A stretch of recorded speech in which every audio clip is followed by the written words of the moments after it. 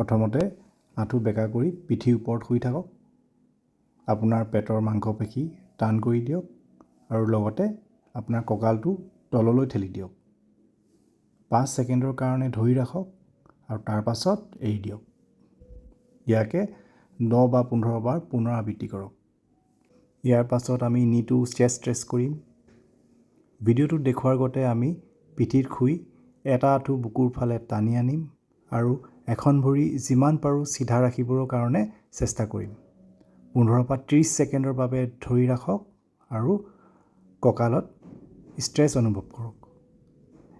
এতিয়া সিটো ছাইডৰ কাৰণে আৰম্ভ কৰক। এই ব্যায়াম কৰিলে কঁকালৰ টেনশ্যন কমাই ৰাখে আৰু ফ্লেক্সিবিলিটি উন্নত কৰে।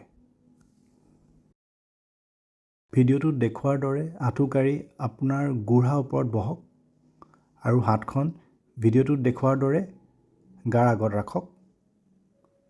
আপোনাৰ কঁকাল মাটিত ৰিলেক্স ৰাখক আৰু এই পজিশ্যন 30 ছেকেণ্ডৰ কাৰণে ধৰি ৰাখক। এই ব্যায়ামে আমাৰ কঁকালৰ মাংসপেশী ষ্ট্ৰেচ কৰে আৰু তাৰ ফলস্বৰূপে যদি আমাৰ মাংসপেশীত টেনশ্যন থাকে এই টেনশ্যন ৰিলিফ কৰে আৰু ফলস্বৰূপে আমাৰ বিষ কমায়। ভিডিঅ'ত দেখুৱাৰ দৰে হাত আৰু আঁঠুত ভৰ দিয়ক।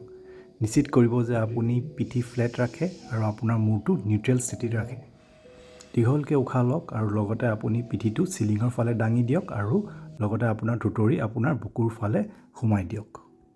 এইবাৰ উশাহ এৰক আৰু লগতে আপোনাৰ পিঠি বেকা কৰক ভিডিঅ'ত দেখুৱাৰ দৰে আৰু ওপৰলৈ চাওক। আৰু এনেদৰে 10 বা 15 ৰিপিটেশ্যনছ কৰক। আঁঠু বেকা কৰি আপোনাৰ পিঠিৰ ওপৰত শুই থাকক। আপোনাৰ কঁকালটো ওপৰলৈ দাঙি দিয়ক আৰু লগতে আপোনাৰ গ্লুটছ মাচলটো স্কুইজ কৰি থাকক। 5 ছেকেণ্ডৰ বাবে ধৰি ৰাখক আৰু কঁকালটো তললৈ নমাই দিয়ক। এইদৰে 10 বাৰ কৰক। এই ব্যায়ামে আপোনাৰ কঁকাল আৰু গ্লুটছ শক্তিশালী কৰি তোলে।